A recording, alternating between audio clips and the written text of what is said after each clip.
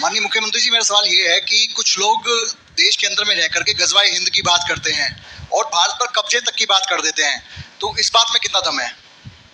देखिए, गजवाए हिंद का सपना कयामत के दिन तक भी सफल नहीं होने वाला है। मुझसे नोट करके लिख लो, कई पीढ़ियां सड़ जाएंगी लेकिन ये सपना नहीं पूरा होने वाला है और भारत अपनी यात्रा को इसी रूप में लेकर के आगे बढ़ेगा और मोदी जी के नेतृत्व में दुनिया की सबसे बड़ी ताकत भी बनेगा।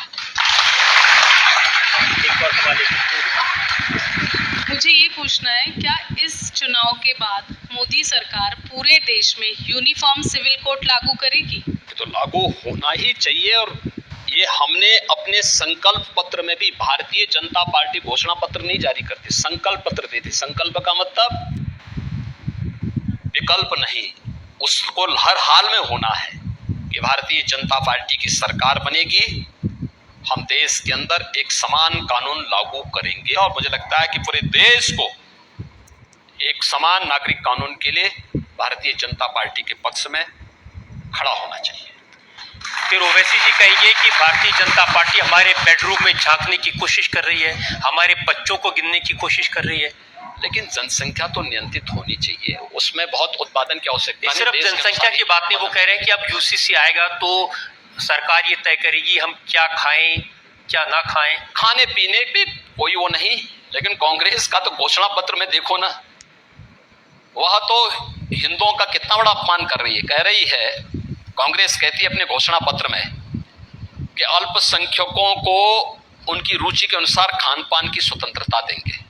मैं पूछना चाहता हूं कि अल्पसंख्यक और बहुसंख्यक का कौन सा ऐसा खाना है जिसमें बहुसंख्यक परहेज करता है और अल्पसंख्यक चाव से खाता है? वो केवल है गोमांस। भारत का सनातन धर्मावलंबी नहीं खाता है।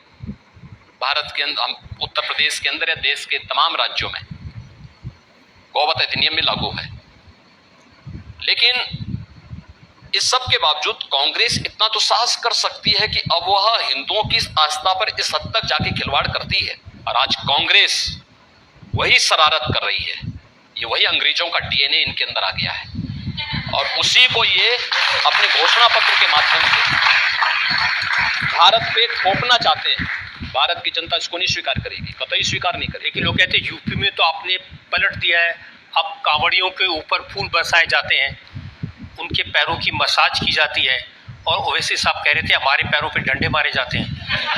देखिए, दंगा करेंगे तो डंडा तो इसीलिए है। देखिए,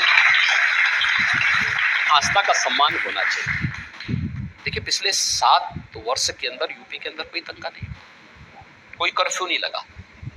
तो कर्फ्यू नहीं लगेगा तो कांवड़ यात्रा तो निकलेगी फिर, और उस आस्था को सम्मान तो हमें देना ही देना है। कांवड़ यात्रा भी निकलेगी, पुष्प वर्षा भी होगी, क्योंकि पुष्प वर्षा करके हम 2 कार्य कर लेते हैं। एक, हेलीकॉप्टर से निगरानी भी कर लेते हैं रूट की। दूसरा, पुष्प वर्षा करके पता नहीं किस वेश में भोले शंकर खड़े हों तो हमारे द्वारा अर्पित किए जाने वाले पुष्प अगर उनके श्री चरणों में पड़ते हैं तो हमारा जन्म जीवन दोनों धन्य हो जाता है।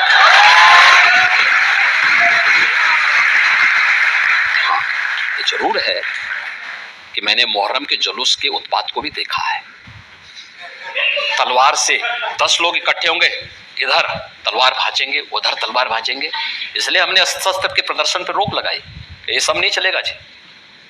और जो किसी भी यात्रा को निकालेगा उसको लिखित रूप से एक एफिडेविट देना होगा कि यात्रा को सकुशल संपन्न कराने की जिम्मेदारी हमारी होगी, और नहीं निकालोगे, कहीं तोड़ फोड़ करोगे तो 7 पीढ़ियां याद करेंगी, वसूली करूंगा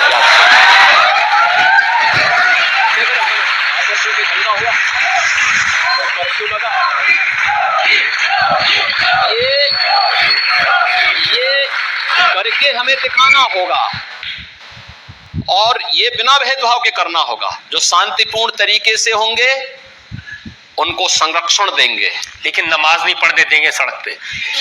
देखिए, मैंने पहले भी कहा था अगर सड़क पे नमाज पढ़ोगे तो हनुमान चालीसा को भी मैं रोक नहीं पाऊंगा।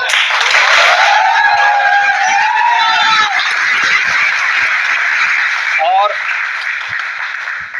मुझे प्रदेश के 25 करोड़ लोगों को देखना है, उनके आवागमन को बाधित मैं नहीं होने देना चाहता। मंदिर पूजा का स्थल है, मस्जिद नमाज का है। आपको कोई भी नमाज पढ़नी है तो मस्जिद के अंदर, ईदगाह के अंदर चाहिए। ज्यादा भीड़ हो रही है तो 2 शिफ्ट में पढ़ लीजिए, 3 शिफ्ट में पढ़ लीजिए, लेकिन सड़क पे नहीं। और सड़क पे मुझे प्रसन्नता है, आज यूपी के अंदर सड़कों पे नमाज नहीं पढ़ी जाती। मस्जिदों के, धर्मस्थलों के माइक उतर गए हैं, शांतिपूर्ण तरीके से बीमार भी, बच्चा भी, हमारे छात्र भी, ये सब आज आराम से अपनी परीक्षाओं की तैयारी कर सकते हैं।